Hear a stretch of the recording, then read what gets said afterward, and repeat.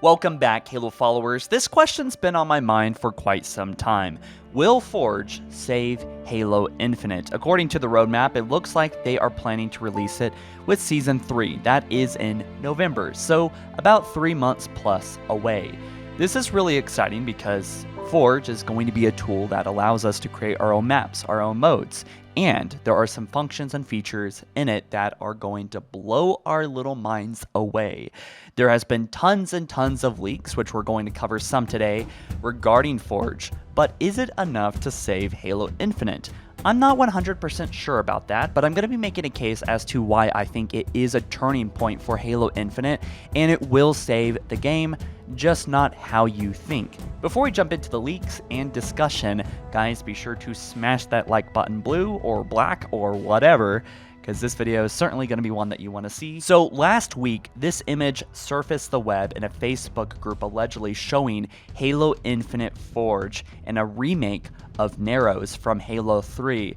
This is a great demonstration of what Forge is capable of doing in Halo Infinite. Now, I really don't have much information regarding the source of this, so please take this with a grain of salt, but it looks just about right. The lighting looks just about what I expected it to. Hopefully it gets better, and again, even if this is real, it doesn't represent the final product that is going to be Forge and the beta as well. This is months ahead of its time, assuming that it's real.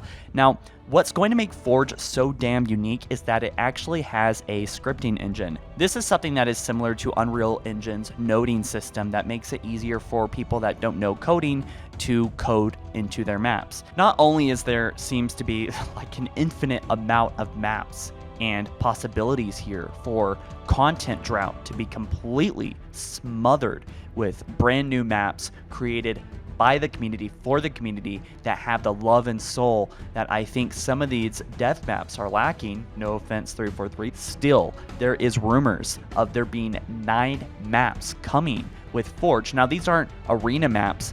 These are blank canvases. 9 blank canvases. Think like the ones that we got in Halo Infinite. And also, that might be including a blank canvas. Now, why is that important? There's all kinds of lighting and biomes that are going to inspire people to create awesome new experiences that is going to directly attack this lack of content that Halo Infinite is having. If 343 can handle the balancing of the weapons and sandbox, introduce new sandbox items, new vehicles on a regular basis like a live service game should be, hell, even like what Halo 5 did, then I think this game has a very good chance of turning itself around as long as those issues are taken care of, as long as desync is tackled, as long as there is proper management of the playlist and events. This game can turn around, and I think a lot of people, because of all the negativity, highly underestimate how much 343 has a cat in a bag here, but there are a couple holes that can be sewn up, and I think that we are going to, this is a weird analogy, that we are going to help with. So that cat is going for a ride with us. I don't know what I'm saying anymore, but I'm excited for Forge. I want you to think about your favorite modes in Halo Reach, Halo 3, and then just make them even more awesome and bigger and better. There are modes that are probably going to be your very most favorite that come out of the tool set that we get with Halo Infinite. And so what I'm getting at is that there is something new in Forge that I haven't really talked about much and hasn't been shown yet, but there is a scripting engine in this game. What that means is that there is a node-like system where you can connect all kinds of functions in the game, like on player start, on player die, on vehicle destroyed by certain X player. That player can be added or subtracted to a mathematical component that influences a door or another vehicle or another player and their stats and health and ammo and weapons and what they have. In essence, anything is possible. The rail guards on Forge have been taken off. This isn't even Forge. This is a modding tool that is kind of disguised and built on Forge. This is something absolutely incredible, and I'm not going to show it here because I'm pretty sure this is pretty leaked stuff, but trust me that there is absolutely a scripting engine coming to Forge. There is gameplay of it in Forge, and it is something that 343 wants to get right. Joseph Staten even said this is something that they want to get right, and I think it's for good reason. And in some ways, I think that this is the big play. 343 has already admitted that they need help, and they think that Forge is going to help them help create a better game. And I think the community, you never underestimate the community, man.